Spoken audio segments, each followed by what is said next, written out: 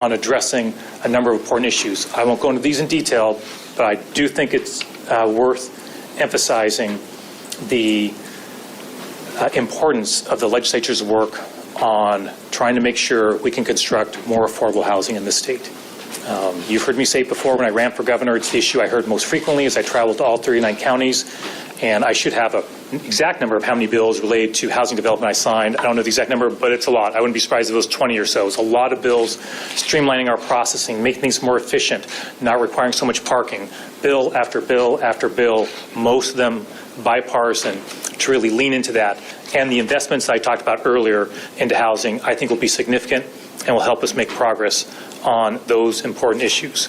We have bills that protect young people entering the workforce, ensuring the state has the tools we need to hold employers who try to exploit them accountable. We made more than $1 billion in new investments in K through 12 education. We made the biggest overhaul of our recycling system in decades. We fulfilled our promise for farmers to get fuel exemptions under the Climate Commitment Act. We are making our community safer by establishing the $100 million grant program to hire more law enforcement officers, a core promise, obviously, I made in my campaign and in my inaugural address. So this session, we made investments in issues that are critical to Washingtonians. We also made hard, but I think fiscally responsible choices. And I think there are plenty of things in the budget that, if I was the only one writing the budget, I would write it differently. I suspect every legislative leader you saw here today, if you asked them that same question, they'd say the same thing as well. In order to get a budget in a challenging situation to the finish line, it's going to require working together and a lot of compromise, and I believe we accomplished that with this budget. With that, I'm happy to take the questions that you all have. Yeah. Could you explain a little bit more about this process in interim? Just, as also being relatively new to the process here in the state, what do those conversations look like? Are these taxes going to change in any meaningful way, or are they kind of set as a stone and there can be like technical corrections to fix problems? And so you're asking about the process from here to the supplemental budget, right? In terms of what's, I think you mentioned 5814 and 2881. So the answer is we'll see, right? But I think it's fair to say, I think legislators would agree, that we could spend some more time on some of those revenue bills to make sure there aren't unintended impacts. So keep in mind, when I go through the budget, I can veto a section. I don't have what we call a true line item veto. I can't pick out 5 words, right? And so there are some revenues there that I think require a closer look to make sure there are not unintended consequences. So I would not be surprised if you see some changes beyond technical changes to those revenue streams in the supplemental budget. I want to emphasize and underline, I don't want to prejudge this, right? That is, I want to be thoughtful about that, go through this with my team, work with legislators on that. But I would not be surprised if you saw some changes, more than technical changes to your question, in the supplemental budget on some of those. But those are signed into law now? Correct. Absolutely. Yes. Oh, yep. Okay. But this is not unusual. You have trailing legislation, all sorts of things, policy, and on the finance side. I just wanted to emphasize in my remarks that we'll be taking a close look at all those going in the supplemental to make sure, look, we've heard from a lot of folks in these past few weeks, and we're going to make sure that we have a lengthy conversation with folks on each of those revenue streams to make sure that that there are not any unintended consequences. Can you give us an example? I don't think I will right now. I just think that's the process. We're going to have plenty of time to go through that, and but there's going to be a process for that going to the supplemental for sure. Governor, can you further explain your vetoes and how you did this with, and still balance the budget and avoiding a special session? Yeah. So what I would say is, when I said we went through it line by line, I think that's a fair description of the process. It was a line by line process, which, first I'll just say, you mentioned, being new to the process. I am obviously new to the budget. I found it helpful for me. Like, I want to do it for a number of reasons. One, I thought it would help me for what's coming in the supplemental budget, where I propose a budget for the first time, which I look forward to. Number two, I just felt that I owed it to the people of the state that I'm looking at each item in there, right? Got a great team. They do fantastic work. But it's not dissimilar from in my AG life. If we were, filing a lawsuit on behalf of the state, my team knows I approved each one of those, right? Didn't matter how big or how small the case was. I just felt the state was filing a lawsuit against somebody. The AG should actually be the one reviewing it. So in a similar way, I felt the same way about this, that, hey, we're making important decisions for businesses and individuals on taxes and investments that impact the people of the state, and I just felt it was important that I go through those line by line. And look, it was challenging. Obviously, there were some specific issues I went back and forth on a couple times. Hey, I think I might do this, change more conversations. So it was a lot of hours, but I think it was productive and led to some additional vetoes, obviously. And I was, in doing it, sort of mindful of, what I often say to my team is, hey, this program may be really important, or this study. I think you'll see a lot of studies that got vetoed through this process or reports. For me, I just tried to say, hey, how am I going to feel about this investment compared to if the federal government cuts Medicaid funding or cuts K through 12 education? You get the idea. Like, well, what's the balance there? Those are not easy decisions. And a room full of, we got 50 people in this room. 50 people I'm sure 50 people come up with 50 different budgets. That's just the nature of it. But that was my thinking and the reason to do it, and I'm glad I did. But there were 5 different bills that you had a veto in. Can you further explain what the financial impact was there? Because obviously you're moving forward today without calling a special session. Correct. So what exactly did you veto in those 5 bills that you felt the state could not afford? Oh, there's a whole list. We have numerous items that were vetoed. One example, I think I mentioned the community banks, the exemption there. The reason for that veto, for example, is because I felt the exemption provided to community banks helps something really core: affordable housing, investments in housing, people being able to afford housing. So that was another way I looked at this, Chris, was, hey, core things we were focused on. Housing was a big one. That's not a surprise to anyone who's heard me talk during my campaign or as governor. And so I felt that was one. That was one I could veto. It was its own section, right? It didn't have other revenue attached to it. So that was one where I could veto that, and it was sort of clean in that sense. It didn't bring in other items as well. So there are some limitations on the governor in Washington on what I can veto, or what the limitations might be. But we have a whole list, which I think we're providing you of each specific veto that we went through. What's your message to working Washingtonians who are really worried about what the tax increases are going to mean for them and their families? Yeah, my message would be that we hear those concerns and understand those concerns, and that's why we took the time to go through the budget line by line. Number 2, what I would say is, look, inheriting a $16 billion budget shortfall was,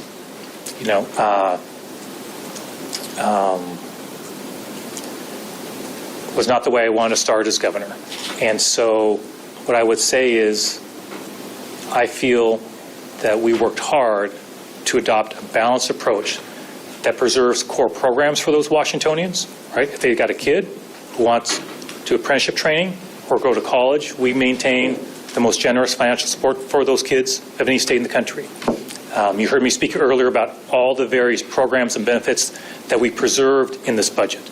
So I would say to those individuals is, I hear those concerns. I hear it loud and clear. We did our best in this budget to balance our approach and also try to take an approach that sets us up for the future, right? So when I have budgets that I can propose, to make sure we're doing that in a way that is like any family budget, right? We are adopting a budget that's based on actual revenue forecasts, not some inflated number that is not realistic. A family cannot assume a revenue or a salary from a family member that isn't real. So I think we're on the right track on that, while also preserving our rainy day reserve fund. So look, I understand very clearly that this will be a challenging budget for Washingtonians. There's no 2 ways around that. It will be. But I believe it's a balanced approach, and I think it sets us on a trajectory for a more sustainable future. Do you have an estimate, like ballpark, of what it will cost regular Washingtonians, like a family of 4, for instance, annually? I don't know that we have a number like that exists. I can check with the team, but I'm not aware if there. Obviously, it depends on many, many factors, of course, but no, I'm not aware of a specific number along those lines. I know Thanks. Early on, the Senate Republicans offered a no new tax increase budget proposal. They were excited early on that you were considering it, looking at it. But then we ended up with giant tax increases. So many Washingtonians might say you didn't keep your word. What do you say to that? I think my word was that we need to have a balanced approach to balance this budget. I made it clear we weren't going to tax our way out of it. Rejected multiple proposals from my Democratic colleagues in the legislature on, I think first it was $21 billion and then $12 billion. So I think we got to a number on the revenue side that is balanced with billions and billions of dollars of cuts. And so we worked hard to try to find that balanced approach. And that's what a budget is. I don't get to write the budget exactly what I want any more than any legislator does. It's got to be one of compromise. And so I feel that from where we started, which was a $16 billion shortfall, and initial proposals of up to $20 billion in taxes, from where we started to where we ended up, I think was a significant improvement. The proponents argue that it wasn't really 16 billion, you're aware, that was if things that had been promised were then funded instead of put off. Well, and we delayed some investments as well, but from our standpoint, going through the budget, we view this as a $16 billion shortfall that we needed to address, and we did make billions in dollars of actual cuts to the budget. We had a press conference here early on where I think I proposed about $4 billion in cuts. Some members of my party weren't excited about that, but the final budget reflects most of those proposed reductions were taken. By the same token, the legislature, as I mentioned before, and want to emphasize, when they went through, they made additional reductions of their own. Some of those are challenging cuts that delay investments I think are important for kids, for example, but ones that we felt were necessary. So again, one has to find a balance. I think we'd gone deeper on the cuts right now. Those cuts would have been extremely challenging to maintain core services for our state. So, look, is there a perfect answer to a situation like this? There is not, okay? And I felt my job was to make sure that we took a thoughtful, balanced approach, and at the same time set us up for the future in a way that I think is more sustainable. Governor, one of your suggestions was furloughing state employees one day a month for 2 years. That idea was not taken up. Correct. How did you feel about that when that was on the list? Is that something that was talked about the last 20 days? Yeah, I guess what I would say, Drew, is, look, I mean, I think I mentioned earlier, I don't get to write the budget myself, right? No legislator does. That's not the way it works. And so I understood when I was proposing, I think that was, if I recall, correct me if I'm wrong, I think that was part of the $4 billion in reductions initially that I proposed. Look, I was under no illusion that they would accept every single thing that I proposed, obviously. And so, you know, we have co-equal branches of government, right, that this is a give and take process. That said, I do deeply appreciate that they accepted most of those budget reductions, and that is why I tried to embrace that same concept with what they proposed for reductions, because I know how difficult that is, right? If you're proposing a reduction, there are folks who aren't happy about it, and you're going to hear from those folks. And so that was really something I tried to commit back to the legislature as well.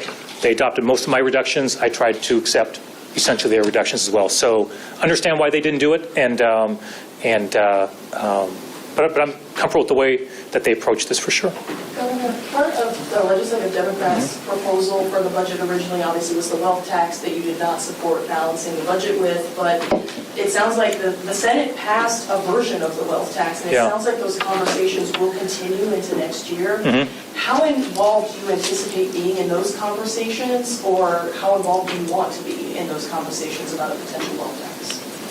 I think what I would say is that, I mean, anything related to the budget that I propose, I'm pretty confident I'll be involved in those conversations, right? I'm a relatively hands-on guy, for better or for worse, and when it comes to a budget, I think that's my approach. And so when it comes to supplemental budget, I'm sure I'll be personally very involved, and I know many legislators have strong views. That said, you know, I think my perspective on the proposed wealth tax was pretty clear. We talked about it in this room, I think, on more than one occasion.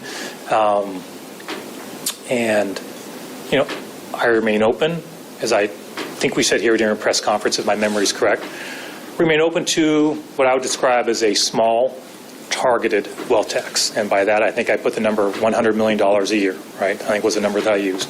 That I'm open to because of the inevitable legal challenge that I think would be a serious legal challenge, and no doubt a conversation at the ballot box with the people of the state of Washington that, you know, I think I'm unlikely to change my perspective that we should not be balancing our budget on an untested wealth tax that may not withstand judicial scrutiny. And that's why a targeted wealth tax, that I'm open to a conversation about, right? That can make sense because you have the court challenge, but if it doesn't go your way, you're not having a hugely adverse impact on your budget. So I guess that's, sorry for a long answer to your question. I think the shorter answer, I think you asked, hey, will those conversations go on? I'm sure they will. You know, I have no doubt about that. They've not been part of the conversation for the past 20 days for this budget, obviously, but I understand some legislators have strong views about it, and I always welcome additional conversation. Yep. A couple of questions on that. You mentioned the $12 billion was too much. I think that was just to the operating budget, because what you've signed today is $9.4 billion operating, and then another $3 billion on the gas tax. So that's $12 billion. Is there something magical about that number being too much, or the right amount? And then I wonder if you could elaborate a little bit on why you signed the gas tax that will go up every year going forward. So Washington residents can now be guaranteed of a higher gas tax every year. Yeah, so to be clear, that the $12 billion figure that I said no to was for the operating budget, of course, right? And so, yes, if you combine those two, you get to $12 billion, but that conversation was around $12 billion in revenue for the operating budget, just to be clear. And I said that was too much, and they've come down to now about $9 billion in terms of the operating budget. You are right, you combine the gas tax, that number goes up. But to your question, Jerry, that is precisely why I thought $12 billion was too high for operating budget, because I was aware that, for example, our transportation budget has got some serious challenges, right? Our gas tax revenue is not what it was, right? We have some structural challenges there that are well known to all of you. And, there's going to be additional conversations, I am sure, in this next period of time before the supplemental budget, but how can we better get our arms around that challenge? The people of the state of Washington expect us to invest in those projects, but we have limited revenue options right now. The gas tax, unfortunately, is one of them. So look, no one's excited about increasing the gas tax, I can assure you, but that was a bipartisan solution. I want to emphasize that, and I hope that's well covered, that was a bipartisan solution, and that was not easy, I can assure you, for the legislature to come together in a bipartisan fashion. I think the reason why you saw a bipartisan solution, even in a challenging situation, was because Democrats and some key Republicans understood the challenge of that budget specifically, which obviously you're very aware of. So, look, I'm mindful of the overall tax impact, but that's why I tried to be very clear, in public about bringing down those early numbers I just felt were far more than we could sustain. But to an earlier question about you had pledged as a candidate to work on affordability. If one adds the taxes, the gas tax, the fees, the licenses, a term that the Republicans have said that Washington Democrats are taxing the joy out of Washington. I mean, would you agree that the average Washingtonian can expect life to become more expensive in this state? I would agree that when I was campaigning, I emphasized affordability. During that campaign, we were unaware of a $16 billion budget shortfall, as you know. And so what I would say when it comes to affordability is I feel I was very clear with the legislature on bringing down what would have been significantly higher taxes, to put it mildly, down to what I think is a more balanced approach. Look, am I excited about those revenues? Of course not. But we have to balance a budget that preserves core services, that makes investments in transportation, and when you've got a $16 billion shortfall that you inherit, that's going to be a challenge. So, again, I think this budget is a balanced approach. I do not think a $16 billion cuts budget was feasible, to put it mildly. And I do think we put ourselves on a path with making changes in how we budget that will help us go forward to hopefully avoid this in the future. That's what I would say to folks when it comes to affordability, is trying to get a budget that's as lean as possible. The other thing I'll say is, look, we'll see what comes from the Trump administration. We'll see what comes with the economy. But my goal is to put us on financial footing so we're not having this conversation every single year as long as I'm governor. Some of those things are beyond our control. I don't control what the federal government's going to do when it comes to budget cuts. I don't control what's going to happen to the economy or the impact on tariffs on our economy. But I can have some control over how we manage our budget, what assumptions we use, preserving our rainy day reserve funds. And I think on that we did change how we do our budgeting. I think that's important. And those were non-negotiables for me, and I think the legislature understood that. Those were non-negotiables. I think those were improvements in our budget process that will serve us well. If I could go back to those interim conversations and just ask if you anticipate any revenue impact on that. Will those laws bring in less revenue after those interim conversations? That's possible, yes. And also how it is possible. That's possible, sure. And Absolutely. how should businesses plan for those eventual changes, especially when it comes to something like the sales tax, which is greatly expanded in places where it didn't otherwise apply, and that kind of thing? What I can say is the business community can expect that I'll be reaching out to have conversations about the impacts on these taxes. We've had conversations before, but obviously this has been a relatively intense time the last few weeks to go through this process. So I've had some conversations. I look forward to more. And so they can expect that. I can't make any promises beyond that, right? It's a big budget. It's complex. But I would underline that we'll be having a lot of conversations with many folks across the state about this budget, if there's any changes that need to happen for the supplemental. And I will also say, look, being mindful about the challenges we are facing. There'll be other things you'll see. You know, there are things in our budget that we tend to fund budget to budget, which are very important, great programs. You know, but I've already mentioned to my team, you know, we need to communicate to folks, there's no guarantee that will be in the budget for the supplemental. Just want folks to know that, right? That there is no guarantee. That doesn't mean I'm cutting it, doesn't mean I'm keeping it, but we want to notify folks, hey, you know, this program, we just want you to be aware, we've got some challenges coming up. And so I think it's too soon to say with any more detail. We have a June forecast, we have a September forecast, we've got a lot happening with the Trump administration, we have a lot happening with the economy. So, you know, those conversations will occur, and we'll be taking a thorough approach to the budget again for the supplemental. Governor, in regards to the cuts to specific state agencies, Yes. do you feel like those goals were reached at all of your agencies, and do you see any further room for any more cuts in the interim? Yeah. For next Good question. year? And I appreciate you asking, because I probably should have said in my remarks how much I appreciate, look, state agencies, I asked them to, you know, propose, I think it was 6% reductions I think we had, if I recall correctly. And, you know, what I would say is I appreciate the work of agencies to make those proposals, which I know were not easy for them. So what I would say is there were significant cuts to state agencies. Looking ahead, it's a little difficult to see how much more those agencies could take, just being perfectly honest. But, of course, we'll go back and review and ask for, hey, can we be more efficient across state government? But I think there was a pretty significant whack out of state agency budgets in this final document. That is clear. But again, you're just too soon to say, right? We just have to go through and have that process and work through it. And again, sorry to repeat myself, but there's a lot we don't know between now and when I propose my supplemental budget. And some big unknowns come from the federal government, that come from our economy. Those are big unknowns and will obviously dictate to a large degree what kind of budget we're looking at next year. A couple more questions if folks have them? You've already talked about the supplemental, and Yeah. how driven were you by the idea of avoiding a special session here? Or are you ruling it out at some point during this year, given the revenue forecast later in the year? Yeah, I guess what I would, sort of a two-part question. In approaching for just right now, to the first part of your question, I think Chris right is what was right in front of me.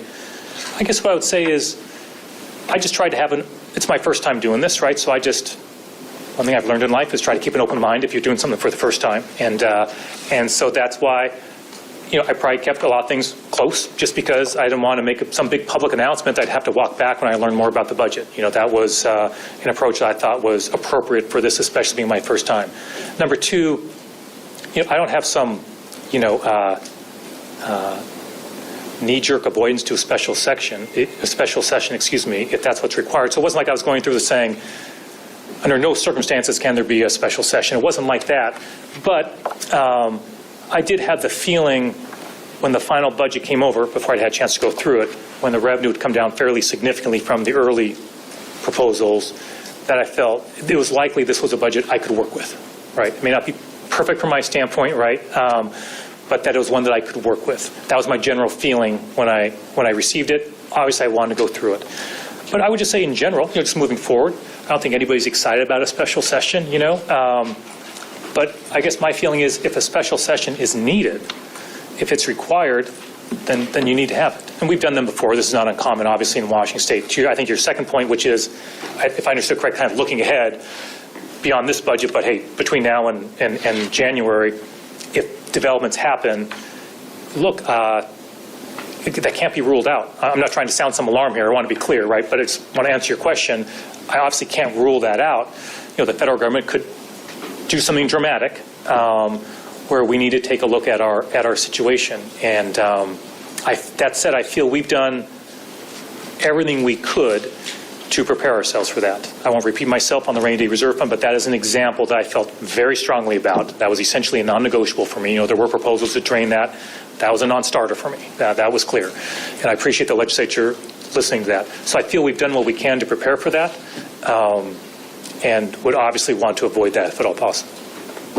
Talking about Yep. reductions, you talked about ones that you want to review in the interim. You mentioned the abortion access Yeah. project. Are there other specific ones? I probably won't go into detail right now, but there's a couple others we'll look at. And again, I just want to emphasize, legislature did a great job. They went through, they made many tough choices. So I don't want to be critical of the choices they made. I want to be very clear about that. They made difficult choices any more than, hey, I've had to make some tough choices, and I'm sure some folks won't be happy about what I vetoed, right? I get that. But that was one that stood out to me. I'll say that. That was one that stood out to me, and, you know, especially in a time where, you know, I just feel we need to do everything we can to stand for reproductive freedom in our state, and I know the legislature shares that perspective. I do, and I understand where they're coming from of trying to balance a budget, so hard choices were made, but I think there'll be a lot of conversations around that between now and the submittal. Final question, anyone? Once, twice? I'll just highlight his report. Yeah. The bill on police and hiring more police Yeah. officers, the $100 million. Yeah. The language that was ultimately signed does not force local jurisdictions to hire police officers. What can you say about that agreement to not only allocate the money, but not force local jurisdictions to actually use the money to hire cops? I'm very confident we're going to see a renewed focus and increase in the hiring of law enforcement officers. What I can say is in many conversations I had with law enforcement folks across the state, they really view this as a big step forward. Is it perfect? Of course not. Is it exactly why I would have written it? Of course not. But I believe it's a significant step forward. It'll make a big difference. And we have a lot of work to do. I think, Jerry, sorry if I'm Mr. Mayor, I think you and I were talking about this in the last day or two. I think you were asking, hey, we're 50th now per capita number of law enforcement officers. Will this move us up on the list? Look, my recollection is that we're a ways from 49th, just to be clear. I could be wrong about that, but my recollection at some point was seeing the chart and realizing we're not just last, but we're some distance from 49th. You know, that said, there are signs of improvement in this area. I think this will help. I think the training facilities that we are opening now all across the state, in eastern Washington and in western Washington, including in Arlington most recently, those spots are filling up. Right? Those spots are filling up. More folks are going through that training because guess what? We're bringing closer to them. They don't have to be gone from home for extended periods of time. City of Seattle, I think if I recall correctly, for the first time is not losing law enforcement officers. I think there was a very slight uptick. I think all those are positive signs. So look, no one grant program is going to solve this problem. That is for sure. No one training facility is going to solve this problem. That's for sure. No one city is going to solve it. But like any big problem, which we have in this regard, it's going to take a lot of folks leaning into it, and I'm confident this will help. Thanks so much, everybody. Appreciate your time. Hope you all have a great day. Really appreciate it. Thank you. Thanks, everybody.